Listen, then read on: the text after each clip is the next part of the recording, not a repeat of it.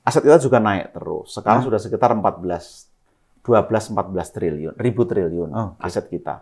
Itu kan lebih tinggi dibanding utang kita. Toh utang kita itu pun sekarang kita ubah strukturnya. Bukan pinjaman yang dominan, sehingga tidak ada isu kedaulatan. Dulu 98 pinjaman. Kita takut ini menggantikan kedaulatan IMF zaman dulu. Yang kedua, porsinya domestik lebih banyak. Jadi utang kita di domestik, bukan di luar ya? Sehingga tidak terkait langsung dengan dinamika ekonomi global.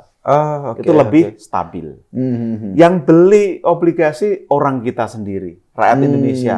Kalau ada return, ada imbal hasil, yang menikmati juga rakyat kita. Oh, jadi pemerintah keluarkan surat utang, yang beli rakyat, artinya pemerintah berutang sama rakyat.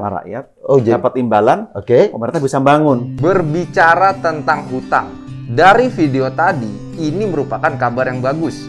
Yang mana saat ini struktur utang Indonesia sudah berubah. Ditambah lagi, porsi domestik lebih banyak yang tidak terkait langsung dengan dinamika ekonomi global. Saya bukan seorang ahli ekonomi yang paham akan berbagai macam perhitungan keuangan negara.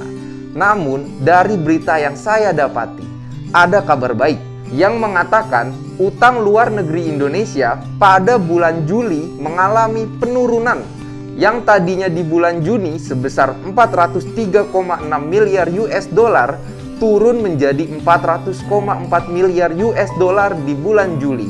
Menurut laporan Bank Indonesia, secara tahunan posisi utang luar negeri pada Juli 2022 mengalami kontraksi lebih besar dibanding bulan Juni 2022 yang hanya 3,2% year on year, yakni 4,1% year on year. Utang luar negeri pemerintah juga mengalami penurunan dari 187,3 miliar US dollar di bulan Juni 2022 menjadi 185,6 miliar US dollar di bulan Juli.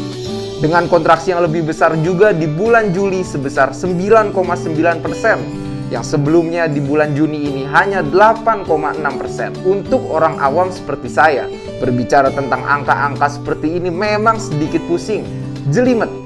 Kesimpulan yang bisa ditarik, utang Indonesia masih terjaga di batas yang aman.